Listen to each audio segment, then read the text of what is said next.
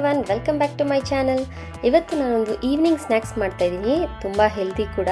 ಕಡಲೆಬೇಳೆ ವಡೆ ಮಾಡ್ತಾನೆ ಇರ್ತೀವಿ. ಇವತ್ತು ನಾನು ಹೆಸರು ಕಾಳಿಂದ ವಡೆ ಮಾಡ್ತಾ ಇದ್ದೀನಿ. ಔಟರ್ ಲೇಯರ್ ತುಂಬ ಕ್ರಿಸ್ಪಿಯಾಗಿರುತ್ತೆ ಮತ್ತು ಒಳಗಡೆ ತುಂಬ ಸಾಫ್ಟ್ ಆಗಿರುತ್ತೆ. ತುಂಬ ಕ್ವಿಕ್ಕಾಗಿ ಕೂಡ ಮಾಡ್ಬೋದು.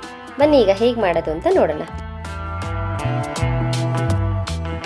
ಹೆಸರು ಕಾಳಿನ ವಡೆ ಮಾಡ್ಕೊಳ್ಳೋದಕ್ಕೆ ಮೊದಲಿಗೆ ನಾವು ಹೆಸರು ಕಾಳು ನೆನೆಸ್ಕೊಂಡಿರಬೇಕು. ನಾನು ಇಡೀ ರಾತ್ರಿ ನೆನೆಸ್ಕೊಂಡು ಇಟ್ಟಿದ್ದೀನಿ. ನಿಮಗೆ ತುಂಬ ಬೇಗ ಮಾಡಬೇಕು ಅಂತಂದರೆ ಒಂದು 2 ರಿಂದ 3 ಅವರ್ ನೆನೆಸ್ಕೊಂಡ್ರೆ ಸಾಕು. ಒಂದು ಸ್ವಲ್ಪ ಬಿಸಿನೀರಿಗೆ ಹಾಕ್ಕೊಳ್ಳಿ, ಬೇಗ ನೆನೆಯುತ್ತೆ.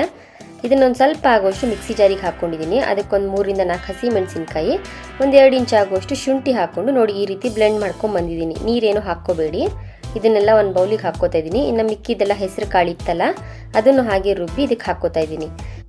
ಹೆಸರು ಕಾಳನ್ನೆಲ್ಲ ಈ ರೀತಿ ತರಿಯಾಗಿ ರುಬ್ಕೊಂಡಿದ್ಮೇಲೆ ಇದಕ್ಕೆ ಒಂದು ಈರುಳ್ಳಿನ ಹಾಕ್ಕೋತಾ ಇದ್ದೀನಿ. ಸಣ್ಣಕ್ಕೆ ಹೆಚ್ಚಿದ್ದೀನಿ. ಒಂದು 4 ರಿಂದ 5 ಕಡ್ಡಿ ಆಗೋಗಿ ಕರಿಬೇವಿನ ಸೊಪ್ಪು, ಒಂದು ಸ್ವಲ್ಪ ಆಗೋಷ್ಟು ಕೊತ್ತಂಬರಿ ಸೊಪ್ಪು, ಇದನ್ನೆಲ್ಲ ಹೆಚ್ಚಿ ಹಾಕ್ಕೋತಾ ಇದ್ದೀನಿ. ಒಂದು ಅರ್ಧ ಸ್ಪೂನ್ ಜೀರಿಗೆ, ಅರ್ಧ ಸ್ಪೂನ್ ಎಳ್ಳು, ರುಚಿಗೆ ತಕ್ಕಷ್ಟು ಉಪ್ಪು ಅರ್ಧ ಸ್ಪೂನ್ ಹಾಕ್ಕೊಂಡಿದ್ದೀನಿ. ಆಮೇಲೆ ರುಚಿ ನೋಡಿ ಹಾಕ್ಕೊಳ್ಳಿ. ಇದನ್ನೆಲ್ಲ ಚೆನ್ನಾಗಿ ಮಿಕ್ಸ್ ಮಾಡ್ಕೊಳ್ಳೋಣ. ಈ ರೀತಿ ಎಲ್ಲ ಮಿಕ್ಸ್ ಮಾಡ್ಕೊಂಡಿದ್ದಾದ್ಮೇಲೆ ಸಣ್ಣದಾಗಿ ಉಂಡೆ ತೊಗೊಂಡು ಕೈ ಮೇಲೆ ಈ ರೀತಿ ವಡೆ ರೀತಿ ತಟ್ಕೊಂಡು ಇದನ್ನು ಡೀಪ್ ಫ್ರೈ ಮಾಡ್ಕೊಳ್ಳೋಣ. ಡೀಪ್ ಫ್ರೈ ಮಾಡ್ಕೊಳ್ಳುವಾಗ ಎಣ್ಣೆ ತುಂಬ ಕಾದಿರಬಾರ್ದು. ಈ ರೀತಿ ಮೀಡಿಯಂ ಫ್ಲೇಮಲ್ಲಿ ಇರಲಿ, ಇಲ್ಲಾಂದರೆ ಮೇಲ್ಗಡೆ ಎಲ್ಲ ತುಂಬ ಕಪ್ಪಗಾಗ್ಬಿಡುತ್ತೆ, ಒಳಗಡೆ ಬೆಂದೇ ಇರಲ್ಲ. ಹೀಗೆ ಎಲ್ಲನೂ ವಡೆಗಳನ್ನ ತಟ್ಕೊಂಡು ಡೀಪ್ ಫ್ರೈ ಮಾಡ್ಕೊಳ್ಳೋಣ.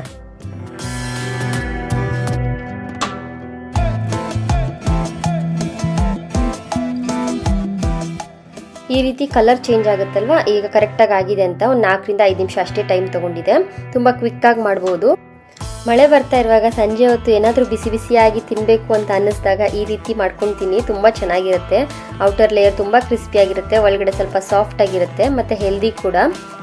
ಹೆಸರು ಕಾಳನ್ನ ಒಂದು 2 ಅವರ್ ನೆನೆಸಿಟ್ಕೊಂಡ್ರೆ ಸಾಕು. ತುಂಬ ಚೆನ್ನಾಗಿರೋಂಥ ಈ ರೆಸಿಪಿ ಮಾಡ್ಕೊಂಡು ತಿನ್ಬೋದು. ಈ ವಿಡಿಯೋ ನಿಮಗೆ ಇಷ್ಟ ಆಗಿದ್ದಲ್ಲಿ ನಿಮ್ಮ ಫ್ಯಾಮಿಲಿ ಫ್ರೆಂಡ್ಸ್ ಜೊತೆ ಶೇರ್ ಮಾಡಿ. ಹಾಗೆ ನನ್ನ ಚಾನಲ್ನ ಸಬ್ಸ್ಕ್ರೈಬ್ ಮಾಡ್ಕೊಳ್ಳೋದನ್ನ ಮರಿಬೇಡಿ. Thank you.